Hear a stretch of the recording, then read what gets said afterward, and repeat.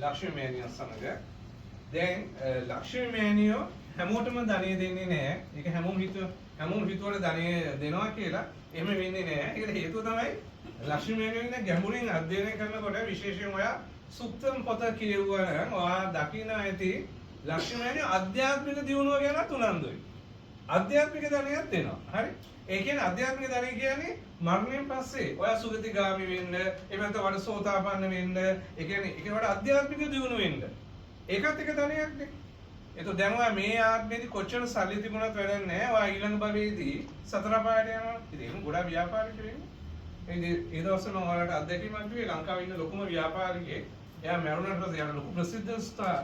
දැන් මම එයාගේ නම කිව්වොත් ඔයාලා ඔක්කොම දන්නවා එයාව.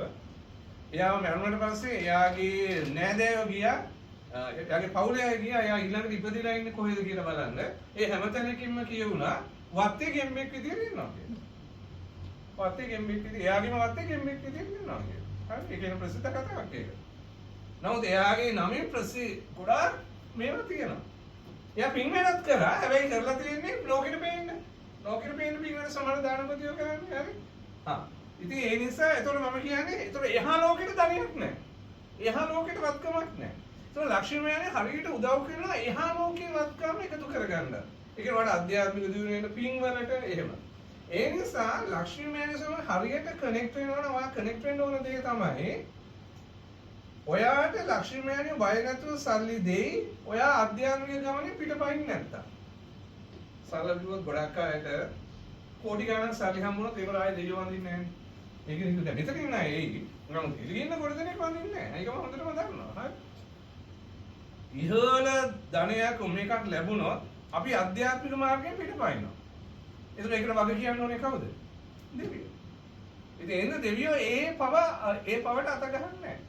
ඒක සමාන දේවල් ලැබෙන්නේ නැත්තේ. හරි. ඉතින් ඒ නිසා ඔයා ලක්ෂ්මී මෑණියන්ට කියන්නේ ඔයාගේ ඉලක්කයට උදව් කරන්න. හැබැයි ඔයා පොරොන්දු වෙන්න ඕනේ.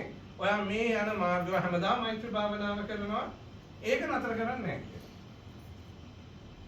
හැබැයි ලක්ෂ්මී මෑණියන්ට පේනවා නම් මට මේ දේ දුන්නොත් ඒකෙන් මට නරකක් වෙයි. අධ්‍යාත්මික ගමනට නරකක් වෙයි. එහෙනම් මට ඒක දෙන්න එපා. මොකද ඔබතුමී තමයි දුර පේන්නේ. අන්න එහෙම වලට ඉල්ලන්න හැකියාව තියෙනවා. සමහර ඒවා කියනවා අපිව ෂුවර් නැහැ කියලා කියනවා. සමහරව කියන්නේ මට මේක ලැබුණොත් මමත් වෙනස් වෙයිද දන්නේ නැහැ කියලා. හරි? එහෙනම් දෙවියන් දෙන්න එපා. වගේම කියන්නකෝ. ඉතින් ඒ නිසා ඒ දෙක සම්බරව යන්න ඕනේ. ඉතින් ගොඩක් අය දන්නේ නැති දේක් තමයි ලක්ෂ්මී මෑණියන්ගේ ආධ්‍යාත්මික ධනෙ ලැබෙනවා කියන එක. මම මේක සුත්තම් පොතේ ඒක පැහැදිලිව ලිව්වා. ඒ සුත්තම් එකේ කියනවා ආධ්‍යාත්මික ධනෙ දෙනවා කියලා. හරි. ඒ නිසා දැන් ලක්ෂ්මී මෑණියන්ට උදව් ඉල්ලන වෙලාව ඔයා ඒ ගැන හරියට ඔයාගේ ඉලක්කය දැන් ලක්ෂ්මී මෑණියන්ට කියලා ධනය සෞභාග්‍යයකට ඉල්ලලා ඒකට මුදල් සපෝට් එක ඉල්ලලා ඊට පස්සේ කියනවා ඔයා වෙනස් වෙන්නේ නැහැ. මම මේ යන මාර්ගේ මම පිටපණින්නේ නැහැ.